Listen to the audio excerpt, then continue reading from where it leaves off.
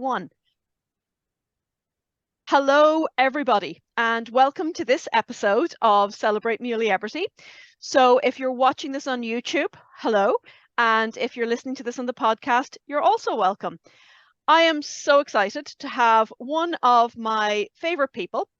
She is not only a learned colleague and a really good friend that I talk to on a fairly regular basis through the magic powers of Facebook.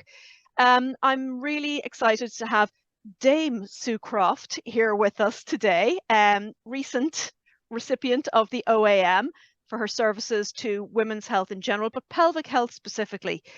So Sue, you've been a physio for many years, and really I think a huge contribution to awareness of what we can do to help women live well, particularly with pelvic health issues. One of the most recommended books from me is this book here, Pelvic Floor Essentials by Sue.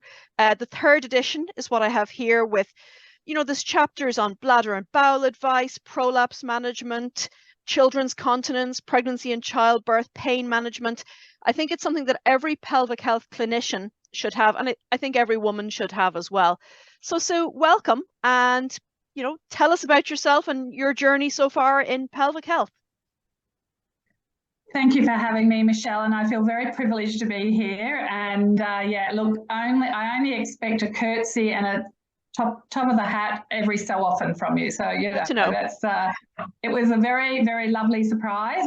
But I think as I felt weird, and the old imposter syndrome came to front when I got the email. But I've had such a magnificent feedback from friends, colleagues, patients, everybody, that I feel a little bit more worthy of it, to be honest, just because I just feel like it's a great platform for pelvic health to just get recognised. And there are thousands and thousands of pelvic health physiotherapists who are equally worthy. But hey, I'm going to take it and run, and hopefully get the opportunity to just sprout a bit more knowledge about and word about pelvic health physiotherapy and how incredible it is. And I really think that I put it down to the fact that I do really love treating women, men and children, less men now. Yes, I've got some very talented physios who have taken that on. So I really see a lot of women, and I love it that I'm following through their life stages with them. I always thank and thank my children for their what they gave me at each birth, and a complete understanding of what pelvic floor dysfunction means. And so I think having the lived experience does give me a lot of empathy and way too much insight into what my patients go through. But I'm going to do something immediately to rectify the situation that you only have the third edition, because in 2022 I released the fourth edition, which was very much updated, and so I will post that to you immediately, and so you can have a read of the fourth edition. Fabulous. It's there's a lot of stuff, and every time I do a book I always really want to get rid of the old versions, because as the evidence just piles up, you just think, oh gosh, that book's now 4 years old, and there's so much new to say, and it does affect our clinical practice. So I'm really happy and grateful to my the people I go and get my continuing professional development from, apart from the articles I read from IOGA and ICS, just really, the beautiful Taryn Hallam, who really just reads it all, sifts through it, summarises it, and gets it to us so we can just put it into practice in clinics so readily and easily. Well, I think, it was Dr. Maya Angelou who said, when you know better, you do better. So, I think it's a great service that you go back, and, I know you're constantly attending conferences and reading and again, bringing us along with you on the journey. So today, Sue, I would love to talk to you about bladders, particularly how bladders behave, but often misbehave or get the blame for misbehaving at menopause.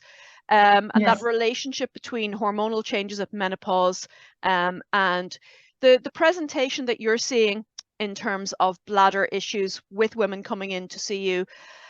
And I suppose what you feel our journey towards best practice has become, whether we're talking about bladder leakage or some prolapse, or of course, pretty commonly, an overlap between the two. What sort of situations are you seeing with menopausal bladders?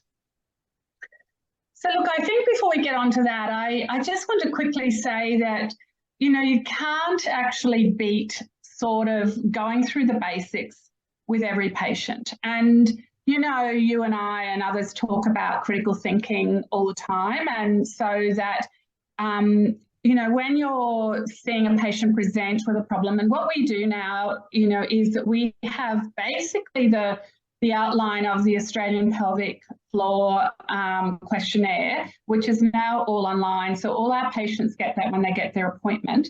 And what they do is they fill that in. And so that gives us a heads up as to what are their presenting problems in terms of what their symptoms that come under urinary incontinence, prolapse, sexual dysfunction.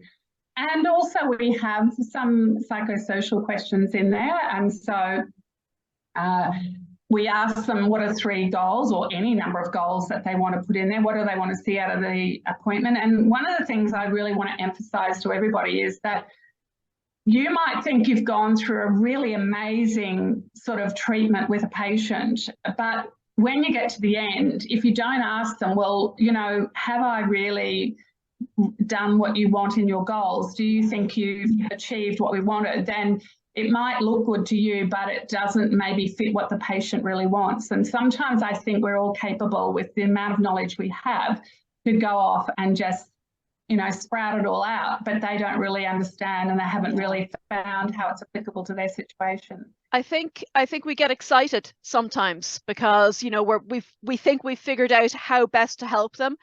And maybe, you know, I think 2 things that kind of pop into my head when I hear you saying that is, one, absolutely to make sure that we are listening as much as we're talking, and hopefully listening more than we're talking.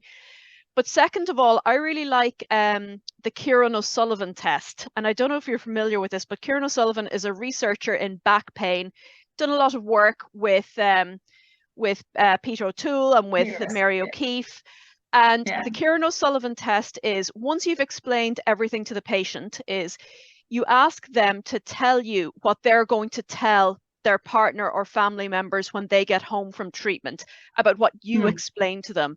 And just to make sure, because, you know, I'm sure that, you know, as with my experience, you've thought you've explained something particularly brilliantly to somebody, and then once they repeat it back to you, or they come back the next day, and you're like, oh, no, that's not what I said at all.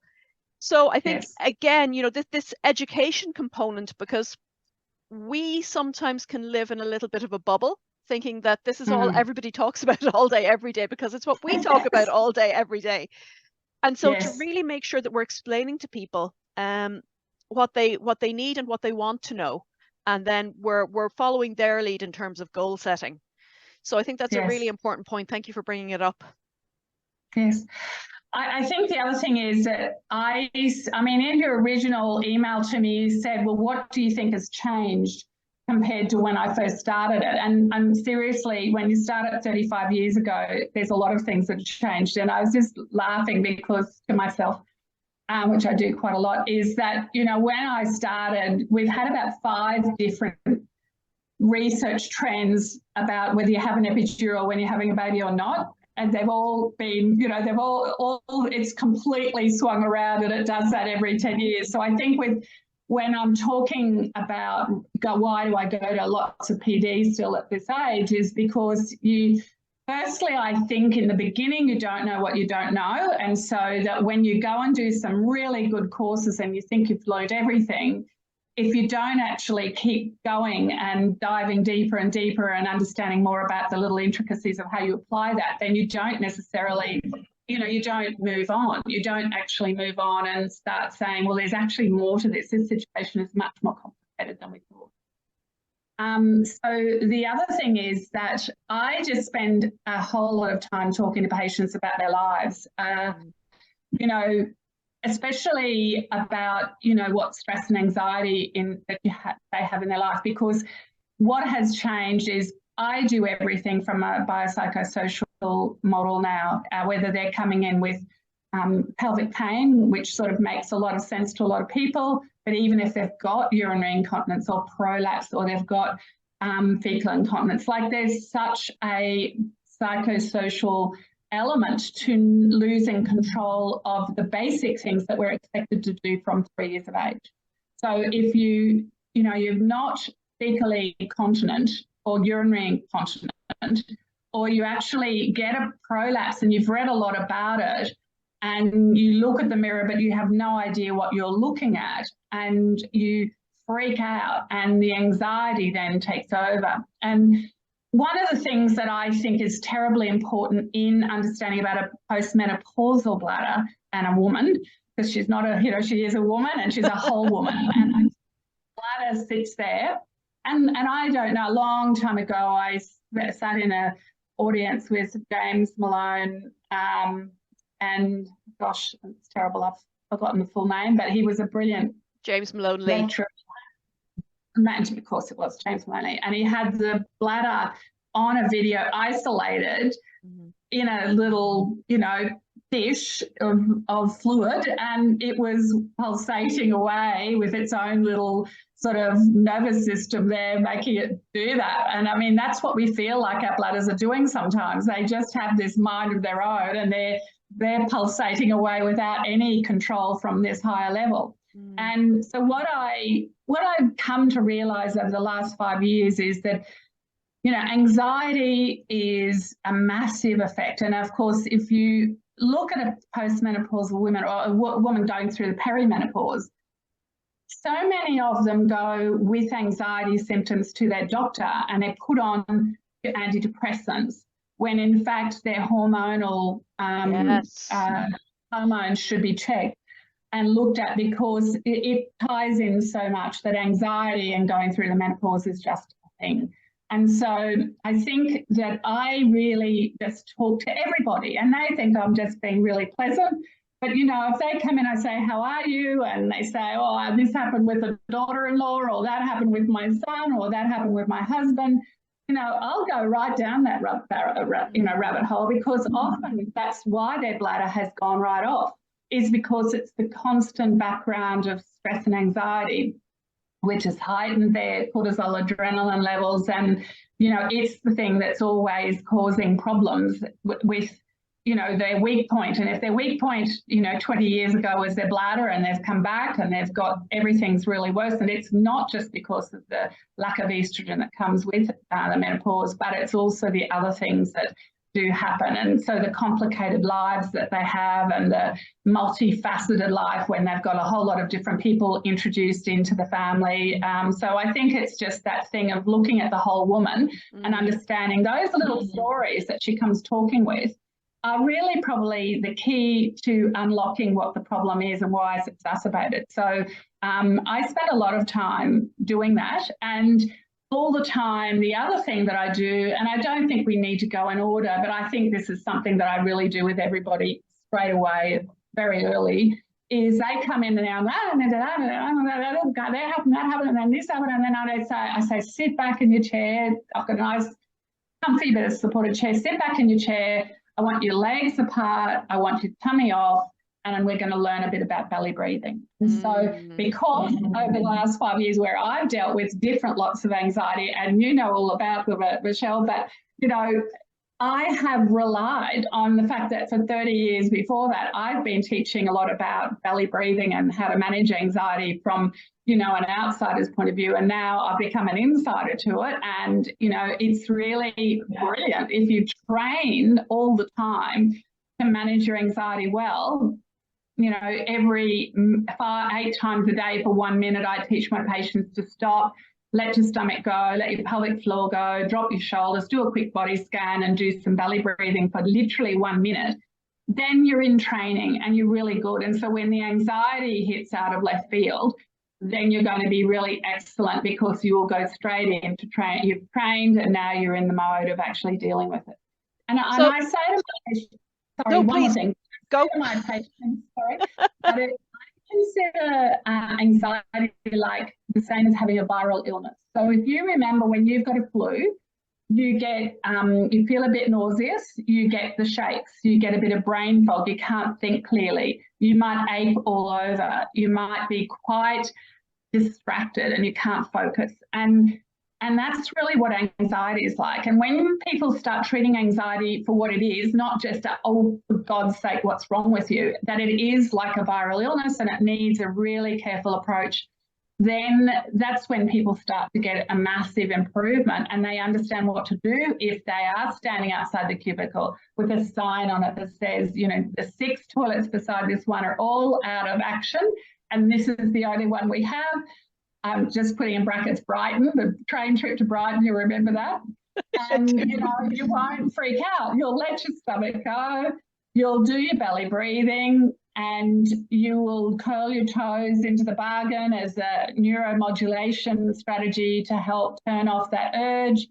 You'll remember the bladder these urges do come in waves, so they do definitely subside if you're good with doing your urge control strategies. And so managing your anxiety, distracting your brain, using your urge control strategies through like toe curling, glute squeezing, neuromodulation strategies, you then can get control of that situation and get into that toilet cubicle one day, eventually when it frees, to do your wee. So I think that, so what is different particularly is the fact that I just spend a whole lot of time on managing whatever usually there is something, is really set things in train and made things a whole lot worse.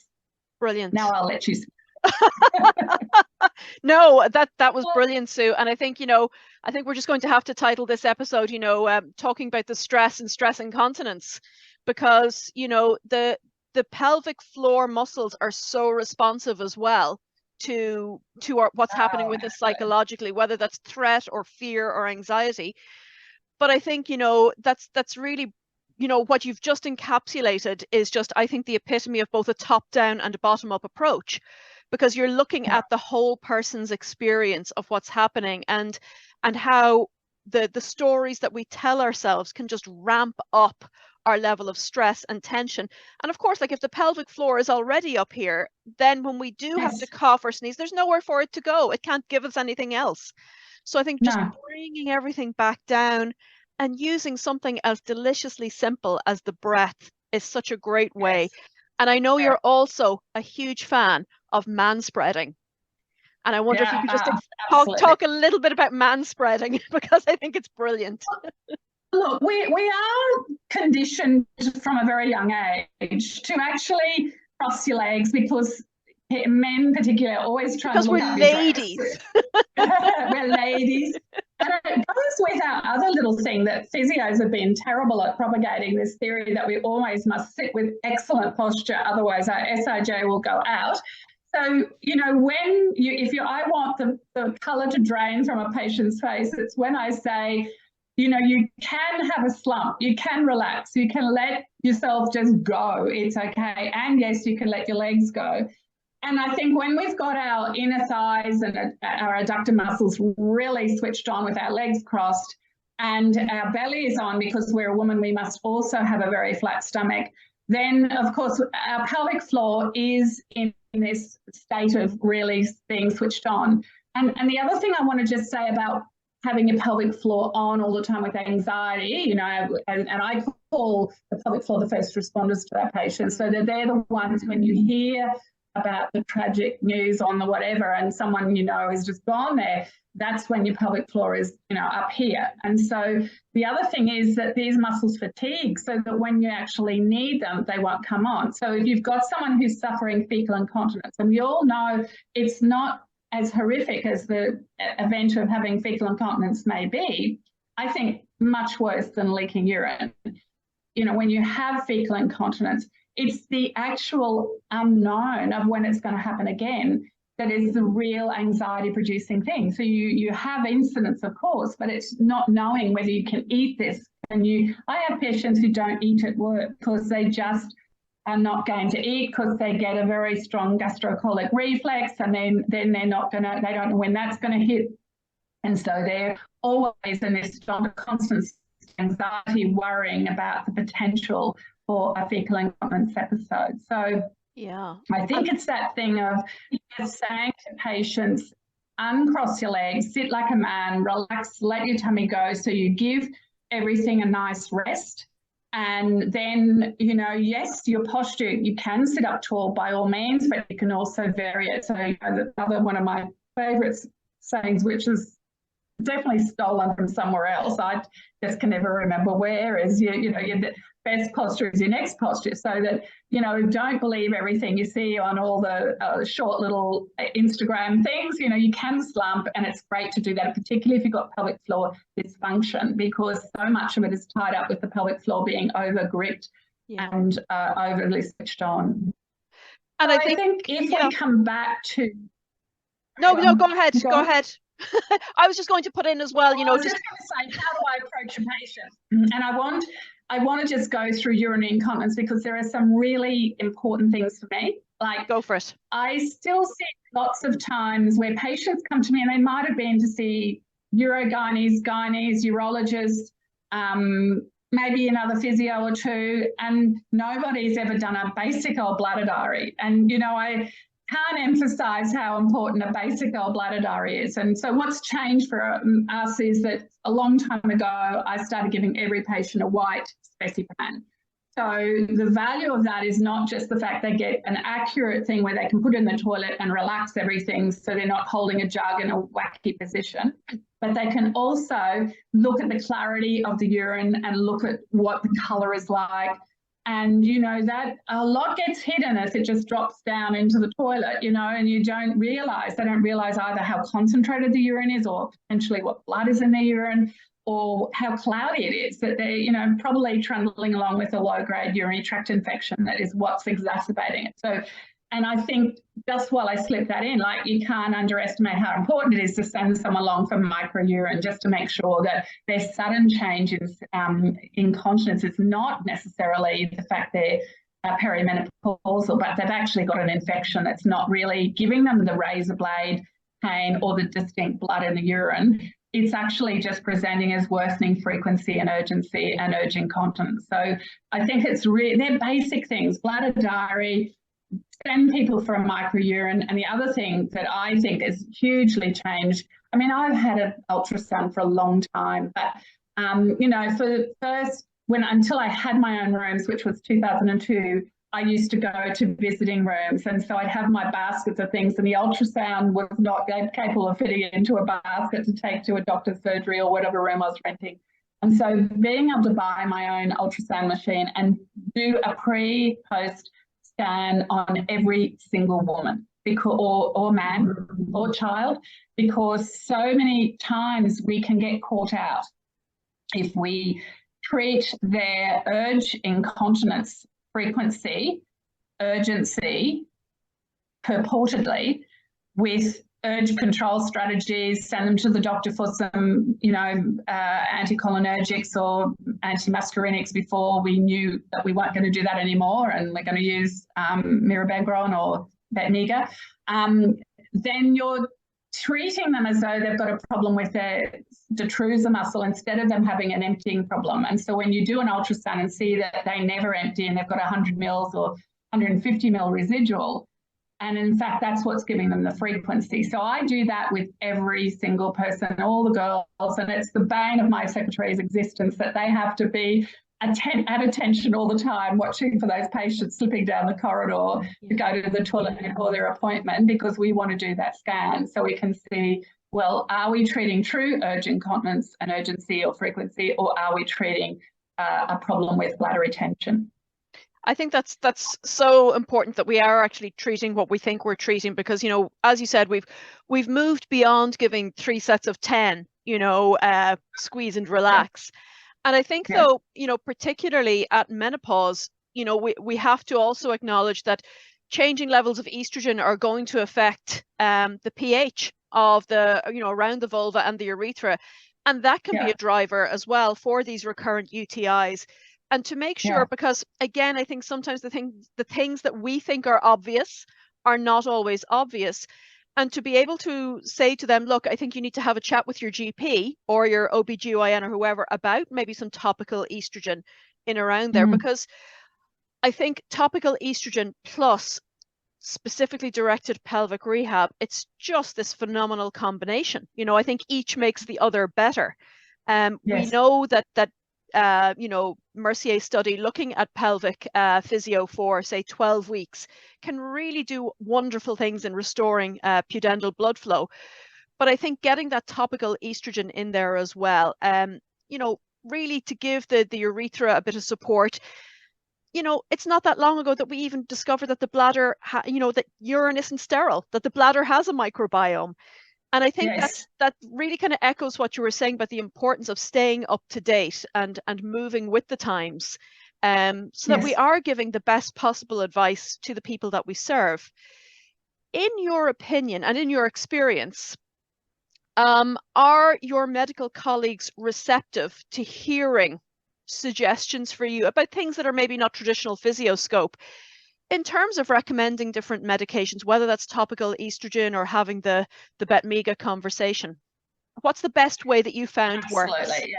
Look, I think when you've got an OAM after your name, it definitely makes a lot of, no, I'm joking. So what really, I don't have any trouble with, and none of our girls do. Like, I think the GPs know now, because we are obliged to write a letter. We get a lot of what we call TCAs, or enhanced primary care plans, where they get a little smidgen from Medicare to come for 5 visits, and we don't bulk bill because we put a lot of time and effort, and there's a lot of cost associated with running a practice. So they come, they pay the balance. It's nothing is free. It comes, we have to write letters back. So they've been getting letters back from us for a long time about what we do, and I don't think they now think. And I mean, I think it's really important for younger physios there to be careful how you write things. Like, I think there's a way to say to some doctor, like, they need local estrogen, without saying they need local estrogen. Like, I think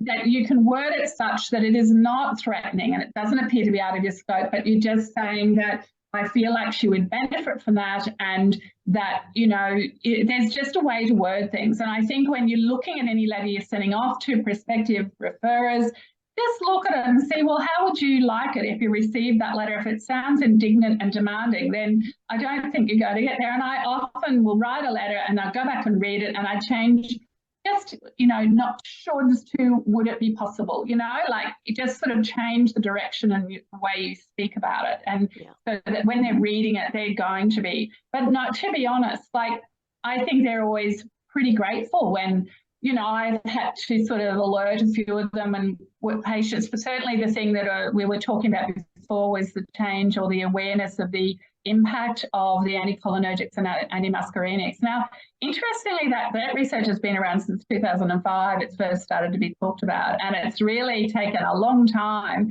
And, you know, I've heard even some gynaes and urogynaes who sort of say, oh, that's nothing. But look, I've got the lived experience, as you know, Michelle, of very close family members who have extremely severe Alzheimer's dementia, and I wouldn't do anything at all that had the slightest hint that, and, you know, with the anticholinergics, they've got, you know, 40 to 50% of risk associated with 1 to 3 years on an anticholinergic like Vesicare, which once you find something that helps your leakage, these patients don't want to give it up because, you know, it helps their urgency and their leakage. So it takes a lot of convincing to say, well, you know, there are now things we know about. And I think saying in 2021, you know, I now can say that and say, this is what has been found, but there is this other drug which doesn't cross the blood-brain barrier,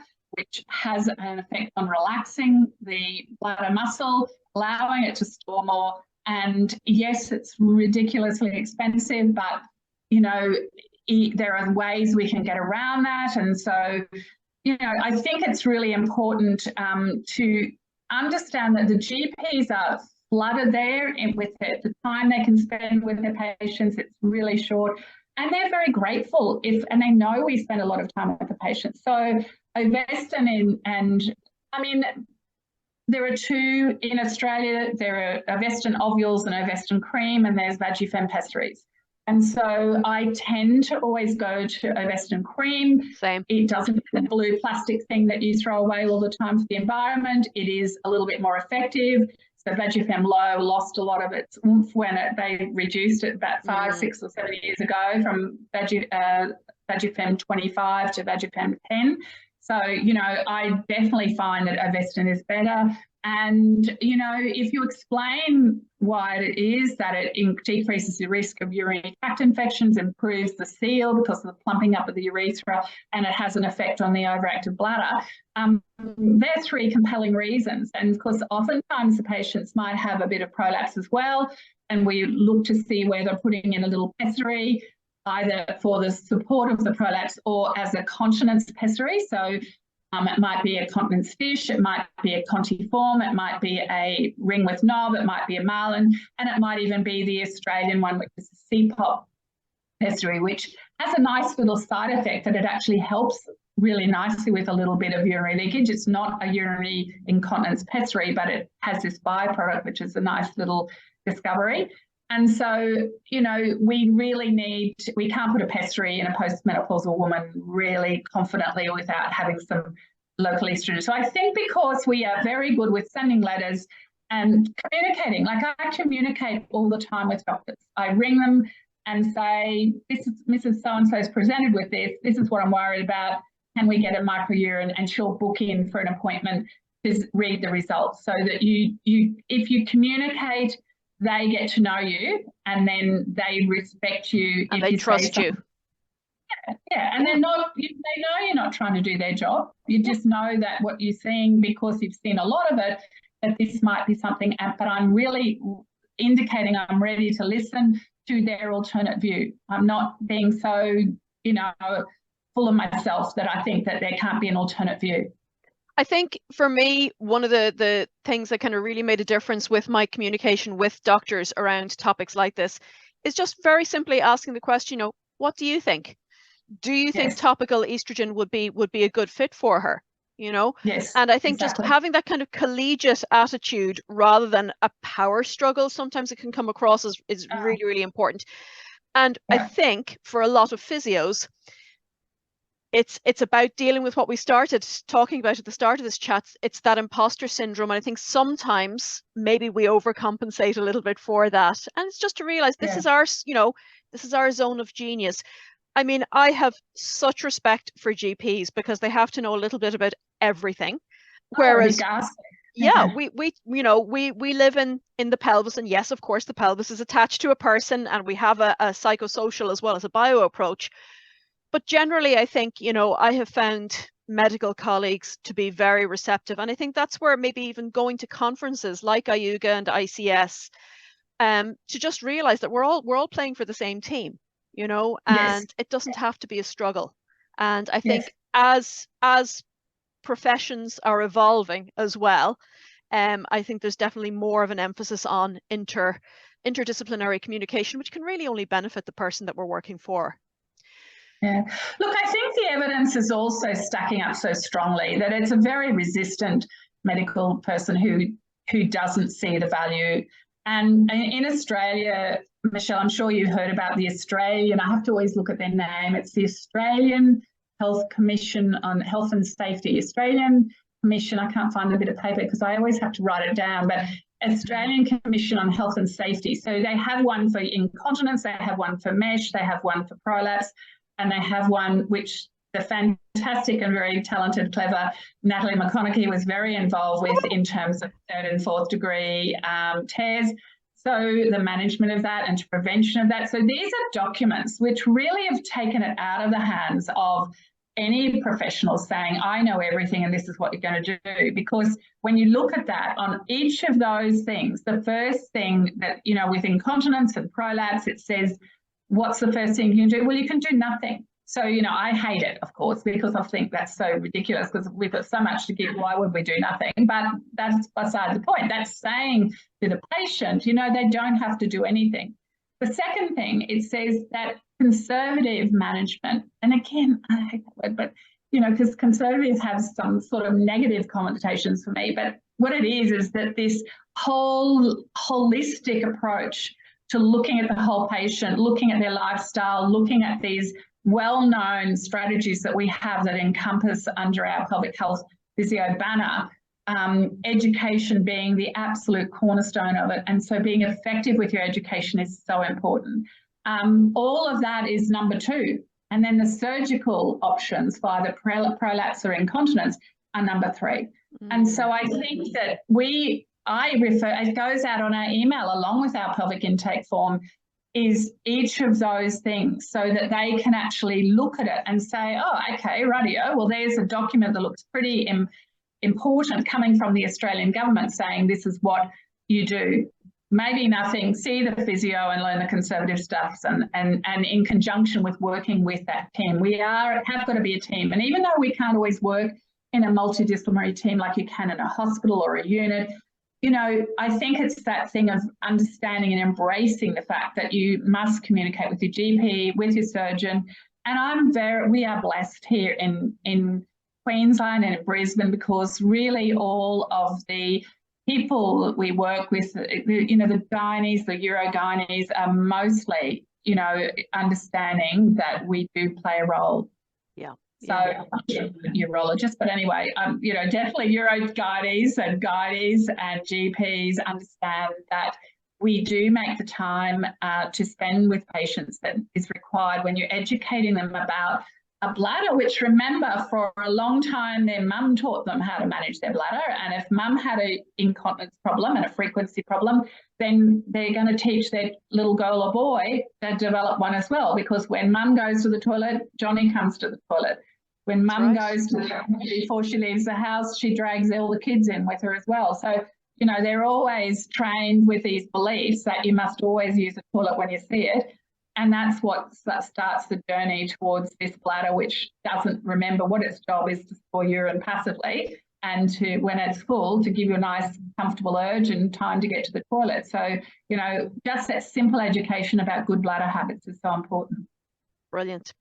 I think, Sue, that's just, you know, it's really encapsulated, I think, what it is to have the psychosocial on an equal footing with the bio, that we have moved beyond just prescribing pelvic floor exercises. Yes.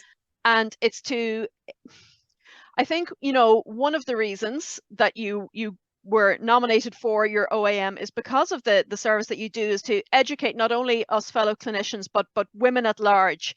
Because I think, again, maybe a lot of the things that we think are common sense and are in the domain of everybody knowing what's normal, it's not always so. And I think just normalizing the conversation around pelvic health is so important as well. Can I just finish up by asking you, if you could tell your younger baby physio self one thing, you know, before starting out in pelvic health, you know, what would you, with the benefit of your wisdom and your sagacity now, what would you tell baby pelvic physios starting out in the world to remember as, you know, a key point for moving forward? Well, I think it is about this thing that it's not a bladder and a pelvic floor isolated, like in that bladder that was sitting in that bowl of fluid that, you know, I saw at that conference. You know, you know, you've got to think about the whole person, and that, you know, in medicine, you have to keep believing that what you're teaching may change tomorrow. And so, and what we haven't talked about, and I really just want to throw in there, is like the fact that now using a TENS unit to do transtibial nerve stimulation to actually help with an overactive bladder. So when you look at the research, you've got, you know, TENS even standing alone does as well as Vesicare. And so why would you take a medication that might, you know, make you gaga later on when you can just use TENS and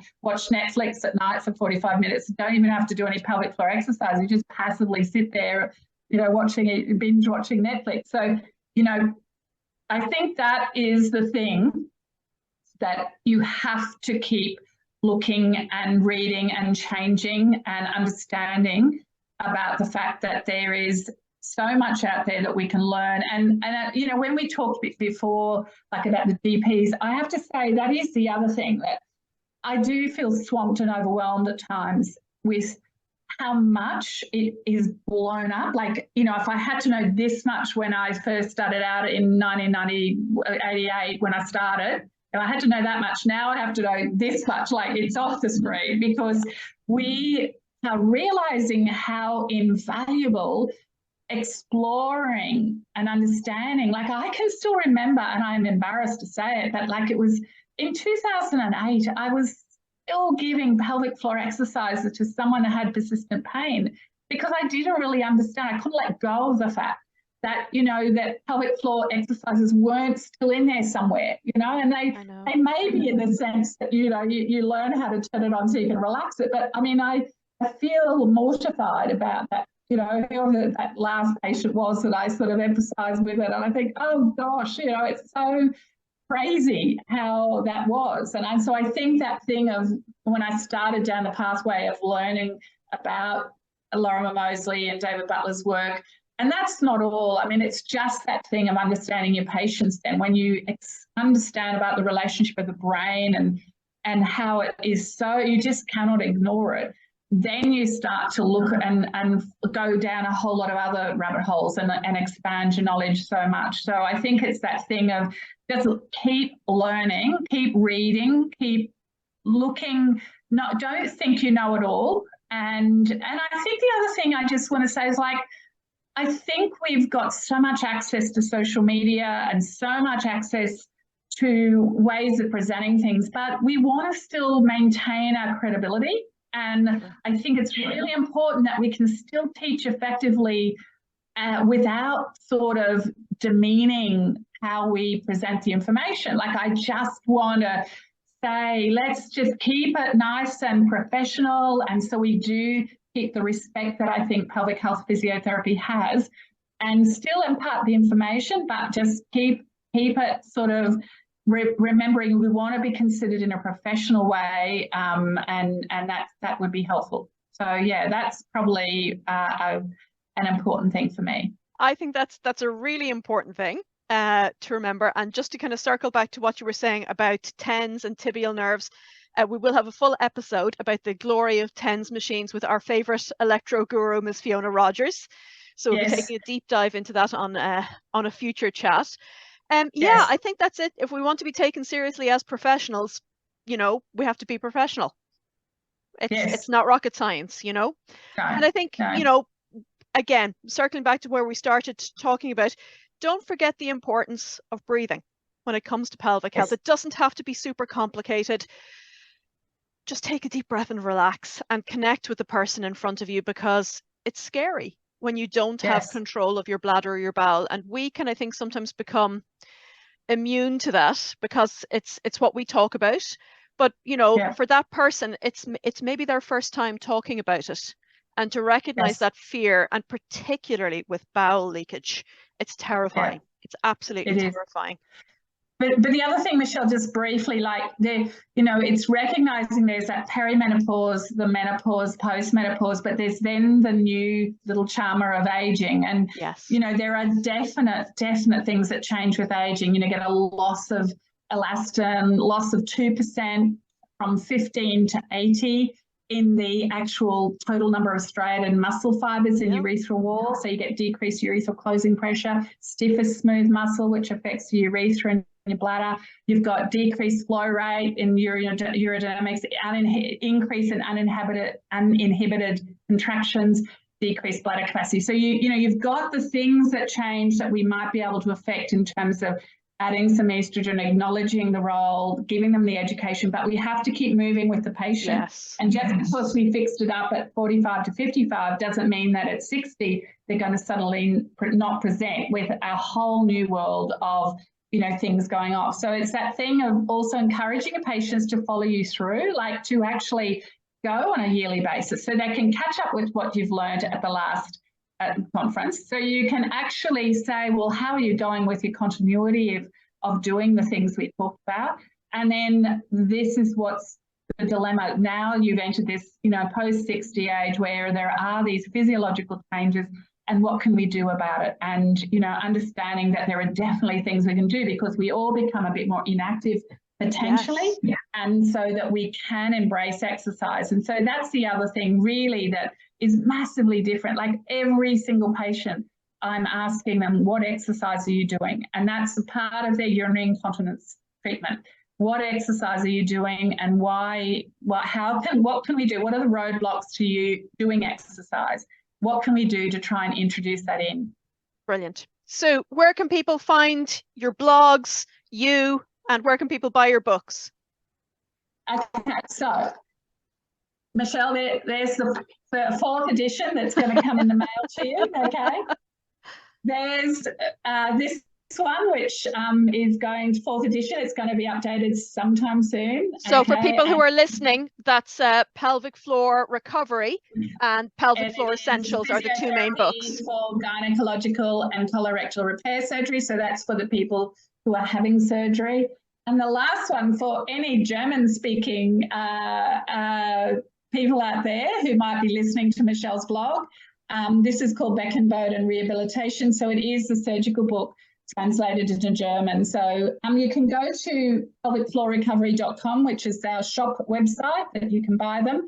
And also I do write a blog, and the blog is something I'm I'm quite proud of it because I'm still doing it. Started in 2011. It's now 12 years old, and I still rather give up doing any job and write a blog, which is always good. And so there's lots and lots of stuff. And so I think what I liked about Michelle asking me to talk about urinary incontinence is it's right back at the beginning, and now I talk about a lot of things and no one ever asked to talk about urinary incontinence. So it's really good to get back and just start right at the beginning. And so there's lots and lots of categories there on pelvic pain, urinary incontinence, fecal incontinence, and a few trips to Italy that might be mentioned once or twice in there.